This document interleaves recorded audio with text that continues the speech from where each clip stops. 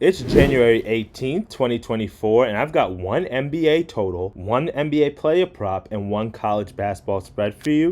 Let's dive into it. This is the Free 3. What's up, guys? It's your boy Nova Living back with another DYF Bets video where I'm breaking down my favorite picks and plays of the day as we just try to get to the bag together and make some money. Listen, we got to turn things around in this month of January because we've been a little bit cold this week. Yesterday was a heartbreaking day. We went 1-2 in the day. We cashed on the RJ Barrett rebounds player prop. You love to see that plus money value there, trying to get my wheels turning back in the NBA. College, listen, we had the Houston and Texas Tech under. Texas Tech was down by like 30 points, and this dude decides to score a layup with 5 seconds left, and then we lose on the hook. So even whether you have the 129.5 or you have the 130.5, guess what? They scored 131. So we lose on that last second play. I just don't know why they just didn't dribble the ball out, but hey, it happens. And then Creighton, listen, that team is such a fraud. I don't know if I'm going to put any more money on them. People were talking about they're a Final Four team before the year started. That offense looks terrible. 1-2 on the day there, you know, tough to see it. You can see our year-to-date record right here, 19-20 for the month of January. But that's okay. We still got a few more days here to turn things around. And listen, I'm trying to get my wheels back turning with the NBA, so hopefully that can get us back right. And if you want some more of my picks and plays, and then we've got NFL this weekend, make sure you smash that subscribe button and share this video with somebody who knows is a sports bettor, so this way we can continue to grow the community and give out winning plays every day. So let's dive into these best bets. For my first best bet of the day, we're going to go to this Knicks and Wizards matchup as they square off at the Garden. And I think in a little bit of time, we're going to be talking about this Knicks and Raptors trade as one that's been mutually beneficial for both teams, right? RJ had a big game last night, but so did Brunson and Randall for the Knicks. However, the biggest thing I'm enjoying from this Knicks team so far is how they're improved defensively now that they've got OJ Anunoby. I read a stat yesterday after the Knicks 109-194 win over the Houston Rockets that the Knicks are actually tied for the league lead in most games without letting their opponent score over 100 points. That's pretty impressive. So with some of the moves that the Knicks have been making lately, you can tell that they're looking to get their team even more defensive, especially with the loss of their starting center Mitchell Robinson and best shot blocker. This team realized if they're going to make a deep postseason run, they're going to score some points. Jalen Brunson can get a bucket anytime. Julius Randle can get a bucket anytime. They've got some perimeter shooters, but they really have to shore some things up on the defensive end, and that's why they made that trade for OJ Anunoby. Somebody who can play both sides of the ball, right? Now, the Wizards, they're going to come into town here to play the Knicks at the Garden, and the Wizards have had their ups and downs this year, okay? This is a team that's really crashing and burning, in all honesty. They only won 2 of their last 10 games, and we've seen those ups and downs with this team, because to start the season, this was one of the teams that we were betting on pretty heavily, them in Indiana, because they took the league by storm with their offense this year. It's like every single game, they were scoring crazy amounts of numbers. We saw crazy high totals. They were scoring 130 plus points per game. But if you've been following the Wizards lately, things have been starting to slow down. They've started to fall off a little bit. And Washington's now middle of the pack in the NBA in terms of points per game, averaging about 115 points. So because of that, I believe they're going to struggle to score the ball today on a Knicks team that's truthfully playing some of their best basketball right now and defensively. So we're going to go with the Washington Wizards team total under 110.5. Minus 110s is the first best bet of the day, okay? Now, I know a lot of team totals and unders are in the NBA are not something that people are a lot of fan of. We took the Pacers last week and we got burned on that one. Just a really close margin. But we were going against a team in the Hawks who don't play defense, right? This one's different. We're taking the Knicks team who is known for their defense. We're not just banking on a team not scoring because they've got injuries or because their star players out. The Knicks are 4th in the NBA in terms of opponents' points per game. They're only giving up on average about 110 points per game. But when you look at that number in terms of them at home, that number drops to 105 points per game at the Garden. And over their last 3 games, I told you this defense has been dialed in. They're averaging 95 points per game allowed over the last 3 games. Now, in the 9 games since they traded for OJ Anunoby and his first game with the Knicks, they've only allowed 1 team to score more than 110 points. That's pretty impressive. And they played teams like Minnesota and Philly in that span as well. And they keep in mind, they also played Washington, and they played that game in Washington, and they won that game 121-105. So going under this team total that we need for Washington here. The the only game that went over this total was their loss at Dallas last Thursday, and it took both Kyrie and Tim Hardaway Jr. to both score 30-plus points in that game,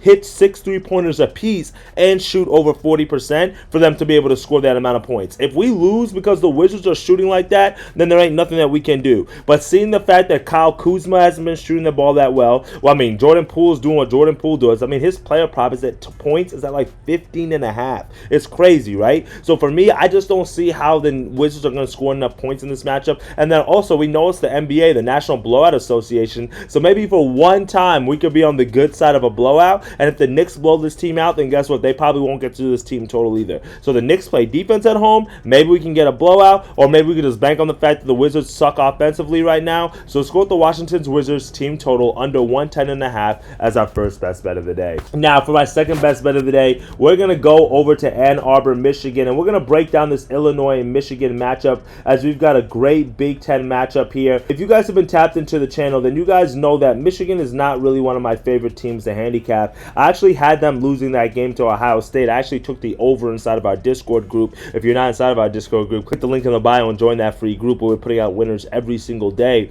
But when I was breaking down that game inside the group and I was giving my analysis on it, I was saying, like, all the numbers are saying to take Michigan.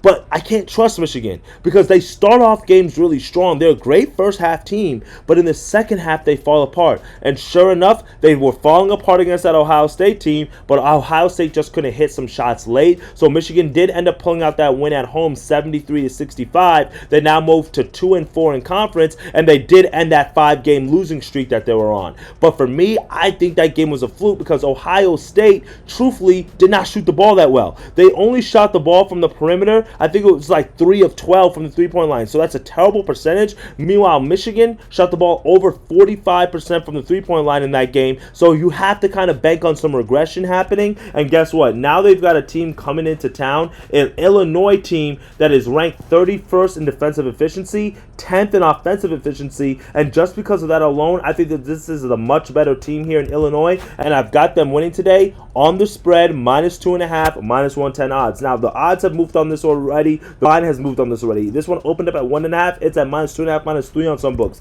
The key number is 3.5. Play it after 3.5 because that's when we get after the 2 possessions, the 2 free throws that we like to play that key number in basketball, right? So get that 2.5, get that 3 number if you can, but try to get that 2.5, maybe 1.5 on Illinois, or maybe do a money line parlay with another play. But I love Illinois today. I'm not buying it. I'm not buying this Michigan team, okay? Illinois is coming off of a tough home loss to Maryland, where they really should have never lost that game to fall to 3-2 in conference play. But now they have to go on the road, and truthfully, they have not picked up an away conference win just yet. Well, they did beat Rutgers earlier in this year, but that was like in early December. They lost to Purdue on the road in their last away game. Then they beat Michigan State at home. Then they lost to Maryland at home. So I think this is another opportunity for Illinois to bounce back here. And this team, to me, is just really good on both sides of the ball. And I think that's going to be the trouble for Michigan here. Michigan can score the ball, 44th in offensive efficiency, but it's defensively where they have problems. 131 in defensive efficiency. They have a hard time guarding the three-point line. 203rd in three-point percentage.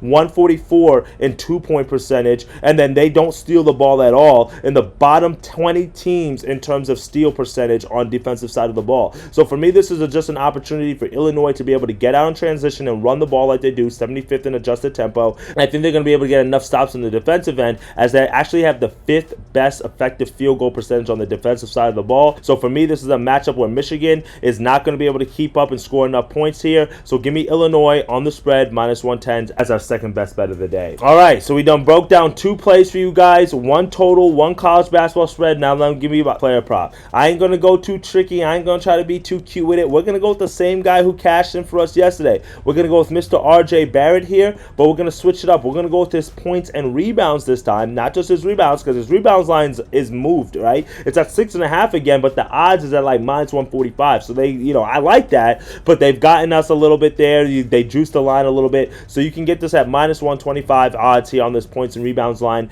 And you're probably wondering, Noble, why are you taking RJ Barrett on a back-to-back? Because this is the situation, right? It's very light handicapping. It's not a genius play or anything like that. But right now we're in trade deadline territory. Teams are trading players. They're trying to become contenders. You're seeing a lot of names circulating in the news. But the thing is, when you get somebody who gets traded, that whole transition takes normally about 1 to 2 games to happen. So we saw last night Pascal Siakam actually got traded in the middle of the day, so he didn't play last night. So that was one of the reasons why I actually liked RJ Barrett's line, because I knew there was a chance that he could get traded, and Siakam wasn't playing hard to begin with because he wasn't trying to get hurt before the trade. But two, at the same time, if he did get traded, then guess what? That's a star player who's now missing from the entire lineup, and they don't have anybody else to replace him with just yet because the other trade party has not come over just yet. Does that make sense? So with Pascal Siakam getting traded, the question I have to ask myself, like I asked in yesterday's video, who was going to grab the rebounds with Jakob Poeltl out? My question today is who's going to score the points and grab the rebounds?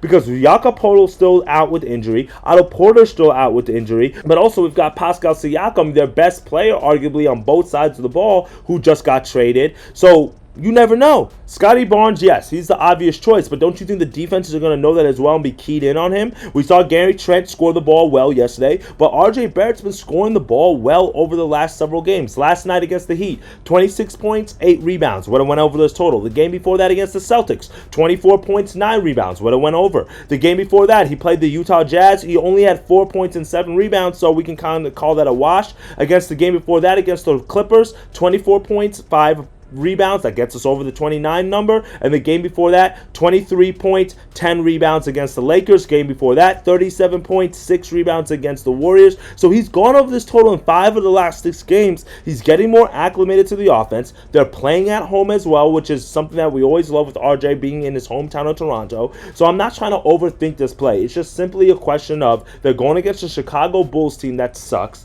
Then, you know, like I mentioned several times in the NBA, and I look for games where the teams know they can pick up a win. Yeah, they like to play hard against the top teams like the Nuggets and the Sixers and the Timberwolves. I'm not denying that. But what I am saying is when you got a matchup between the Hornets and the Jazz, then guess what? The team that really wants it more is typically going to pull it out, and that comes down to the team that's typically better. I think the Raptors do have the better lineup here just because of all the things that are going on with the Bulls right now. Can the Bulls win this game? Sure. I'm not saying they can't, but I think RJ Barrett's going to be a big focal point and a factor in regardless of which team wins. We've seen him be able to hit these numbers before. He's been in great form, so let's keep the consistency going, and I think the volume is going to be there considering the fact that one of their best players just got traded. So let's go with RJ Barrett over 27.5 points and rebounds as our final best bet of the day. Well, that's it for me today, my friends. 3 bets, 3 winners that are headed your way on this Thursday slate. We're going to go with the Illinois spread here at -2.5. We're going to take the Washington Wizards against the Knicks. We're going to take their team total under 110.5. And then we're also going to take the player prop with RJ Barrett to get over 27.5 points and rebounds. All right, my friends? Hopefully we can celebrate a sweep. It's been a few days. We need it. Hopefully we can start heating up a little bit in this month of January because I know it's cold outside, but it does not need to be cold in our bankroll, and it doesn't need to be cold on our bankroll in our sports book. All right, so let's make some money today. I'll see you guys inside the Discord group. Continue to get to that cheddar. Dictate your fate. Later, gang.